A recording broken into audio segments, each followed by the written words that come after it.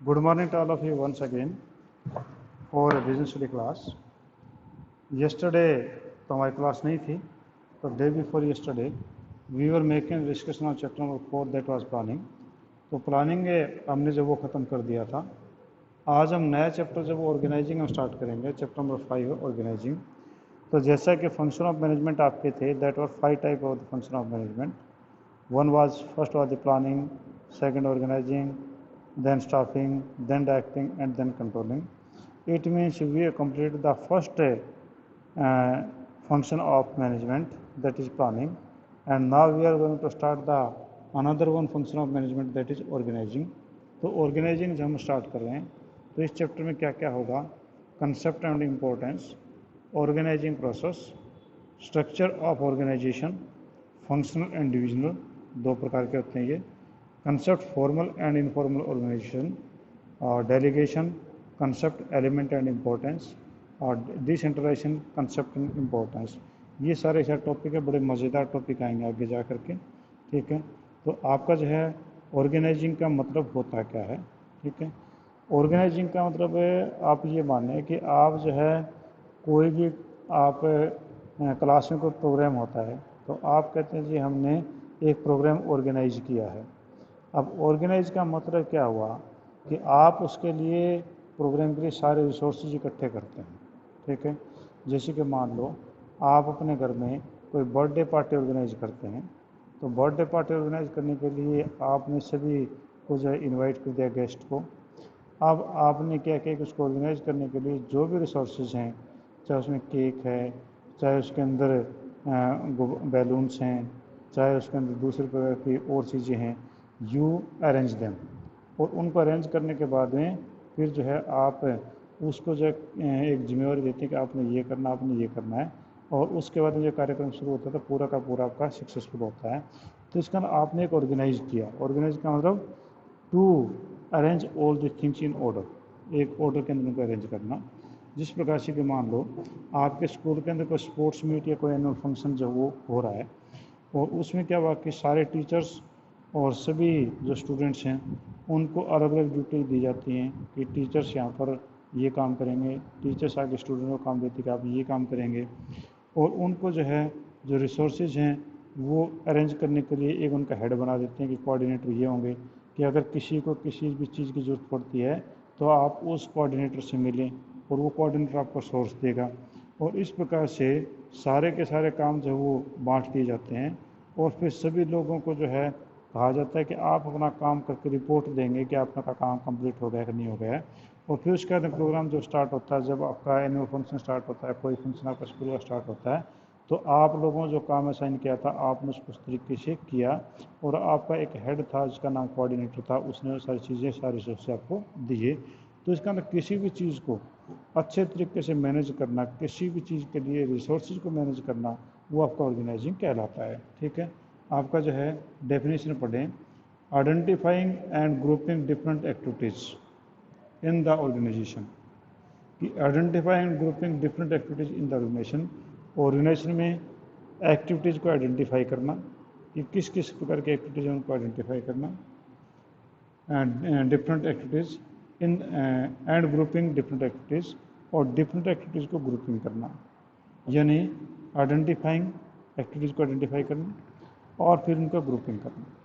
पहले आइडेंटिफाई आपने किया कि आपके जो है 8, 10, 12 एक्टिविटीज़ हैं, उनमें से 4 एक्टिविटीज़ यहाँ पर ग्रुप कर दिया, उनका एक डिपार्टमेंट बना दिया, 4 ग्रुप का ये कर दिया, 4 का ये कर दिया, उनके 3 या 4 डिपार्टमेंट्स हमने बना दिए। ठीक है, तो यानी identifying and grouping different activities in the organisation and bringing together the physical and financial human resource, और ब्रिंगिंग टुगेदर नज़दीक लेके आना financial and human resources to establish most productive relation, और उनको इस प्रकार से पास में लेके आना है कि मोस्ट प्रोडक्टिव रिसोर्स बन जाएँ वो, कि उनसे आप ज़्यादा से ज़्यादा प्रोडक्शन हो सके। ठीक है, for the achievement of a specific goal of organisation, जो ऑर्गेनाइजेशन का गोल है उसको अचीव करने के लिए। इसका ये हुआ कि आपके ऑर्गेनाइजेशन में जितने भी एक्टिविटीज़ हैं उनको रिकग्नाइज करना, उनको आइडेंटिफाई करना, और उनको आइडेंटिफाई करने के बाद में उनका एक ग्रुपिंग करना, और ग्रुपिंग करने के बाद में जो आपके रिसोर्सेज हैं चाहे फाइनेंशियल रिसोर्सेज है, चाहे ह्यूमन रिसोर्सेज हैं, चाहे आपके फिजिकल रिसोर्सेज हैं, उनको bring together in such a manner that they could be more productive for the business organisation to achieve their specific goal, उनके गोल को अचीव करने के लिए। यानी कहने आ रही है वहाँ कि पहले आपके एक्टिविटीज हैं उनको आइडेंटिफाई करना, फिर उनका ग्रुप बनाना, ग्रुप बना करके फिर आपके जो रिसोर्सेज हैं उन रिसोर्सेज को इस प्रकार से टाई अप करना कि उनसे अच्छा प्रोडक्शन मिले और उस प्रोडक्शन से हम अपना टारगेट अचीव कर सकें। इसका मतलब ये है, ठीक है। अगर सीधे शब्दों में कहें कि everything is orderly form and making more efficient use of resources, हर चीज़ को एक ऑर्डर में लगा करके और अच्छा रिसोर्स का अच्छा यूज़ करें, तो वही आपका जो ऑर्गेनाइजिंग कहलाता है। अब आपके पास में ऑर्गेनाइजिंग प्रोसेस है, तो ऑर्गेनाइजिंग प्रोसेस तो मैंने आपको बताया था कि there are 5 function of management. तो 5 में आपका planning, organising, staffing, directing, controlling, इन पाँचों के अंदर जो है 6 प्रकार के प्रोसेस हैं। 6 प्रोसेस हैं। पहले प्लानिंग प्रोसेस था, वो हो चुका है। अब ऑर्गेनाइजिंग प्रोसेस आया है, आगे स्टाफिंग का आएगा, फिर डायरेक्टिंग का आएगा, कंट्रोलिंग का आएगा, और एक इसमें आपके डायरेक्टिंग में कम्युनिकेशन का भी आता है। तो 6 प्रोसेस आपके, 6 में से एक प्रोसेस आपके एग्जाम में 100% आता है, ठीक है, और 5 मार्क्स में आता है। ये बात भी आपको मैं क्लियर बता दूँ। तो ये जो है ऑर्गेनाइजिंग प्रोसेस, यानी ऑर्गेनाइजिंग में सबसे पहले हम क्या करेंगे, तो आपका जो है सबसे पहले identification and division of work. तो ऑर्गेनाइजिंग प्रोसेस में पहला है identification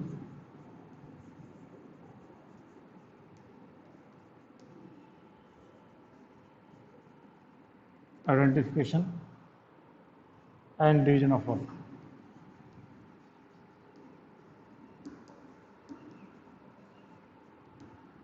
division of work,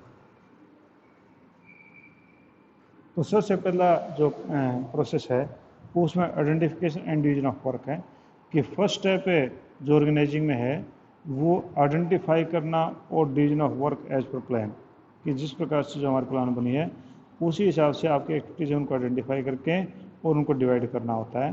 the division of work make the sure there is no duplication of work, क्योंकि जैसे कि हेनरी फ्योल ने बोला था प्रिंसिपल ऑफ मैनेजमेंट में, इसी प्रकार से F.W. टेलर ने बोला था कि division of work is must.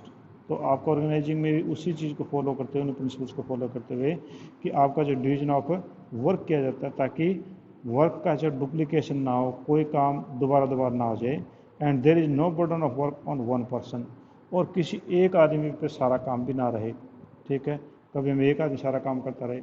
Work can be share among the employees and the manager divide the work into smaller unit and each unit of work is called a job, ठीक है। तो यानी कहना हुआ कि पहले हम इसको आइडेंटिफाई करेंगे कौन कौन से काम हैं और उन काम को आइडेंटिफाई करके फिर उसको डिवीजन कर देंगे, काम का बांट देंगे।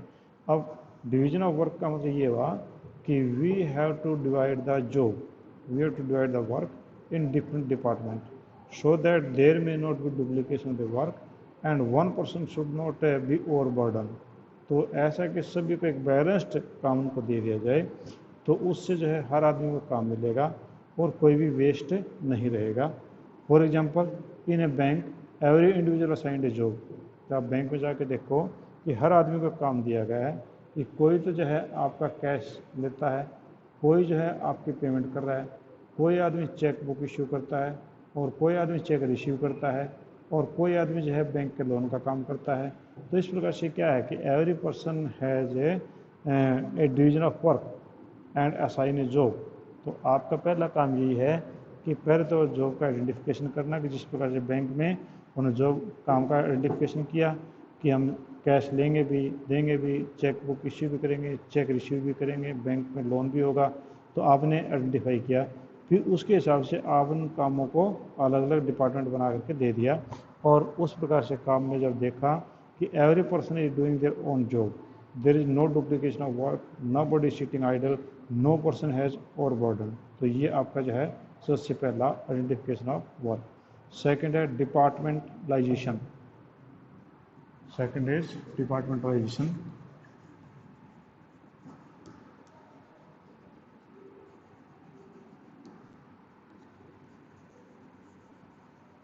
डिपार्टमेंटलाइजेशन यानी विभागीयकरण कर देना, यानी डिफरेंट डिफरेंट डिपार्टमेंट बना देना कि जब आप काम को जो छोटे छोटे भागों में बांट देते हैं और सिमिलर नेचर के काम जो हैं एक जगह एक ग्रुपिंग बना देते हैं और उसका एक डिपार्टमेंट बना दिया, एक जैसे काम का एक डिपार्टमेंट बना दिया, ठीक है। और डिपेंडेंशन और grouping of a job can be done by the organisation in different ways. The most common ways are functional department. अब आपके डिपार्टमेंट दो तरीके से बनाए जा सकते हैं। एक तो फंक्शनल डिपार्टमेंट फंक्शन के आधार पे बनाया जा सकता है कि जिस प्रकार काम करते हैं तो उसी प्रकार से। For example all job related to production are grouped under the production department, कि सारे काम जो प्रोडक्शन से रिलेटेड हैं प्रोडक्शन डिपार्टमेंट के अंदर डाल दिए, ठीक है। सेल से रिलेटेड हैं वो सारे सेल डिपार्टमेंट में डाल दिए, और जो आपका फाइनेंस डिपार्टमेंट थे, पैसे से रिलेटेड थे, वो सारे के सारे फाइनेंस डिपार्टमेंट डाल दिए। इसका मतलब कि डिपार्टमेंटेशन का मतलब ये हुआ कि like nature jobs are group under one department. एक जैसे काम या एक से संबंधित जैसे काम हो वो सारे के सारे एक डिपार्टमेंट में डाल दिए।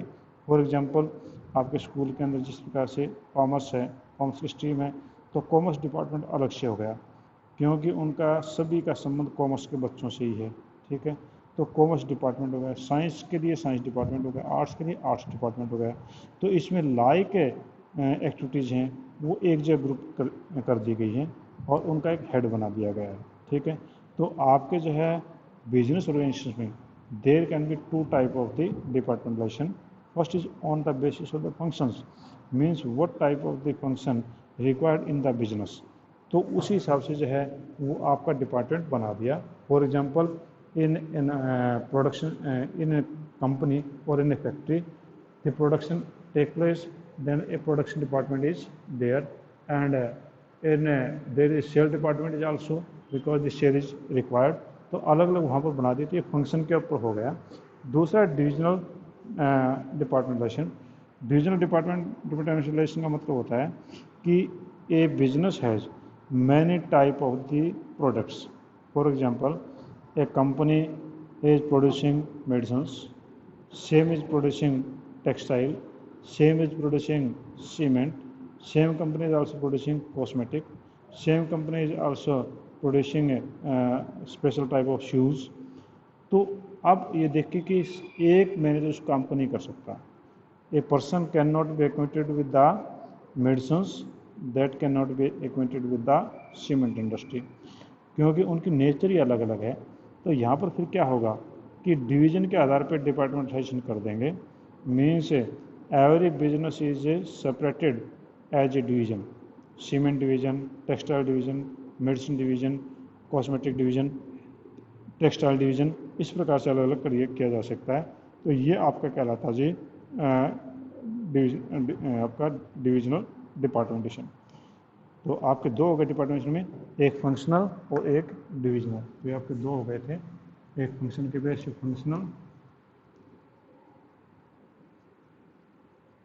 फंक्शनल और दूसरा हो गया था divisional.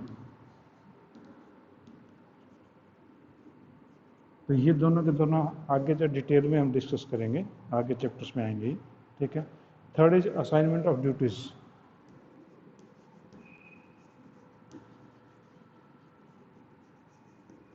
Assignment of duties, duties बांटना वो असाइनमेंट ऑफ ड्यूटीज होता है, क्योंकि आपने जो है पहले आइडेंटिफिकेशन कर लिया, डिवीजन ऑफ वर्क कर लिया, डिवीजन ऑफ वर्क करने के बाद में आपने डिपार्टमेंट बना दिए, डिपार्टमेंट बनाने के बाद में आपका डिपार्टमेंट का हेड कौन होगा, जूनियर कौन होगा, वो भी आपने डिसाइड कर दिया। अब उनको हम ड्यूटीज़ उनको असाइन करेंगे। तो after dividing the organisation into specialised department, each divisional individual working at different department is assign duty matching skill and qualifications, कि हम हर आदमी को जो है ड्यूटी देंगे, और ड्यूटी जो कैसे देंगे, according to his skill and qualification. A person having the knowledge of sales, he will put into the sales department. The person who having a no knowledge of production, he cannot be kept in the production department. So naturally, what type of the qualification and what type of the skill he possesses, the person will be assigned such type of the job. तो उसको उसी प्रकार काम उसको दे दिया जाएगा। तो employees are assign duty by giving them document called job description. अब उनको ड्यूटीज़ कैसे साइन होगी, उनकी ड्यूटीज़ जो है वो जॉब डिस्क्रिप्शन एक डॉक्यूमेंट होता है और कागज़ होता है, उसमें लिखा होता है कि you are appointed for this job, it is your duty to complete this job, means you are given such type of this job. तो उसको आपको ये काम अपने करना है।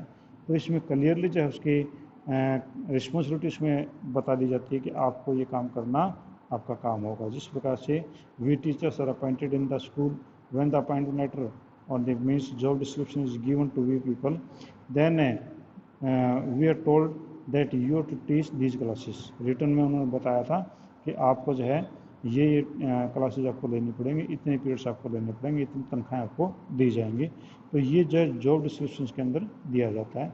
तो पहला काम आपका था आइडेंटिफिकेशन एंड डिवीज़न, दूसरा काम था आपका डिपार्टमेंटलाइजेशन, और तीसरा काम आपका होता है असाइनमेंट ऑफ ड्यूटीज़, और लास्ट आपके पास में इस्टेब्लिशिंग रिपोर्टिंग रिलेशनशिप। इस्टेब्लिशिंग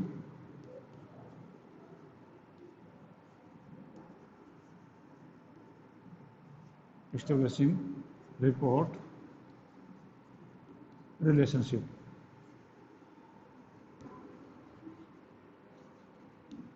आपका जो है लास्ट आपका जो स्टेप आता है इसके अंदर वो ये कि इस्टेब्लिशिंग रिपोर्टिंग रिलेशनशिप, कि आपकी रिपोर्टिंग रिलेशनशिप है कि when A department is created and duties is assigned. Now if any person who is not doing his duty, then what action can be taken against him, or if he has completed the job, to whom he will tell that I have completed my job। तो यानी इसका ये होगा कि कोई ना कोई जिसको काम दिया गया तो उसको देखेगा कौन, उनका रिलेशन क्या होगा, कि after grouping the activities in the different department the employees have to perform job and to perform the job every individual needs some authority. हर आदमी को कोई ना कोई अथॉरिटी चाहिए होती है कोई ना कोई काम करने के लिए। So in the fourth step organisation process the individuals are assigned some authority matching to the job to perform. उनको जो कुछ अथॉरिटी दी जाती है काम करने के लिए। फॉर एग्जाम्पल ए पर्सन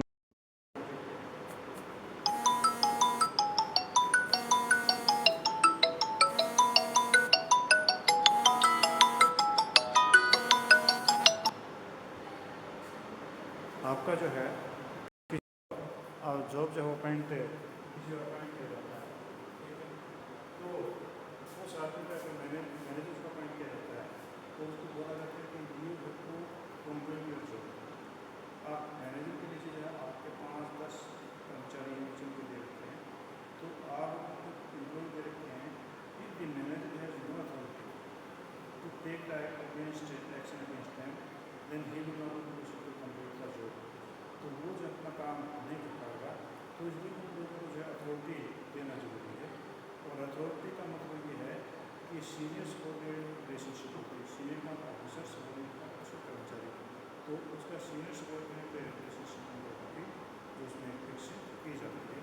तो इस प्रकार से आपका यहाँ पर जितने भी मैनेजर्स हैं, चाहे वो हायर लेवल पे चाहे लोअर लेवल पे, उन सभी लोगों में अथॉरिटी रिस्पॉन्सिबिलिटी को असाइन की जाती है। तो ये आपका जो है टू होम रिपोर्टिंग रिलेशनशिप, कौन किसको रिपोर्ट करेगा, कौन किसके नीचे है और कौन किसको ऑब्जर्वेशन है, कौन किसका ऑर्डर मानेगा, ये अपनी रिपोर्टिंग रिलेशनशिप आपकी होती है। तो ये आपके पास काम होगा ऑर्गेनाइजिंग प्रोसेस। तो ऑर्गेनाइजिंग प्रोसेस में है आपके पूरा स्टेप्स, ठीक है। अगर आप कहते ऑर्गेनाइजिंग बोलते हैं किसी, तो ऑर्गेनाइजिंग का मतलब आप समझ ही गए होंगे कि ऑर्गेनाइजिंग का मतलब होता है कि टू आइडेंटिफाई द एक्टिविटीज़ को आप आइडेंटिफाई करेंगे एंड देन क्लासीफाई करेंगे एंड अरेंज द रिसोर्सेज, आप जो रिसोर्सेज को अरेंज करेंगे, और रिसोर्सेज को अरेंज करने के बाद में you will put them in such a manner that there will be an efficient production so that we will achieve the business target, business objectives. कि हम जितने रिसोर्सेज को इस तरीके से एडजस्ट करेंगे कि हम उनका उसको पूरा कर सकें, ठीक है। तो ये आपका था। उसके बाद प्रोसेस था, प्रोसेस का फोर स्टेप्स हैं।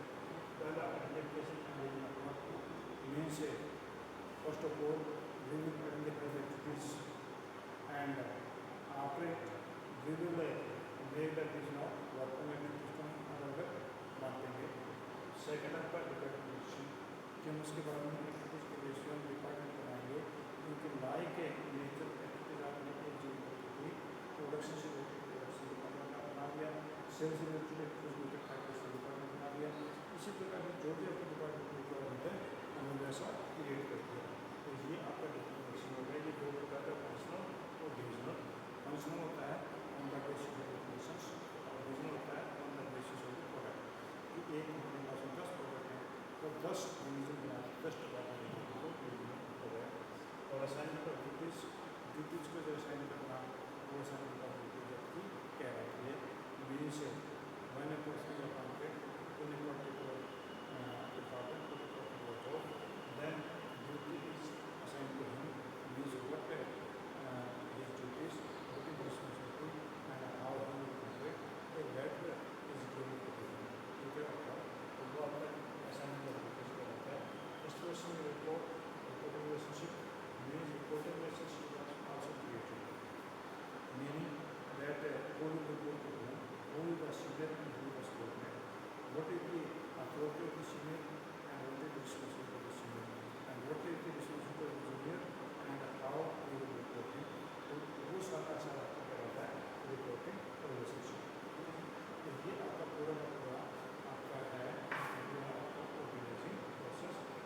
नेक्स्ट आपका जो टॉपिक आएगा वो आपको नया इम्पोर्टेंस और significance of the organising importance और सिग्निफिकेंस क्या है तो वो हम कम करेंगे। इसके बारे में अगर कोई पॉइंट आपको पूछना है तो आप मुझसे पूछ सकते हैं। Any matter anything you want to discuss you are free to discuss with me. आप जब फ्री हैं डिस्कस करने के लिए मेरे साथ आप डिस्कस कर सकते हैं, कोई दिक्कत वाली बात नहीं है। अगर किसी ने पूछना तो कोई चीज़ इसके बारे में ठीक है। हाँ जी कोई पॉइंट है पूछने वाला आपके दिमाग में? ऐसा कोई पॉइंट नहीं है? चलो ठीक है जी आज इतना ही करते हैं क्योंकि नेक्स्ट टॉपिक हमारा पूरा नहीं हो पाएगा। ठीक है थैंक यू।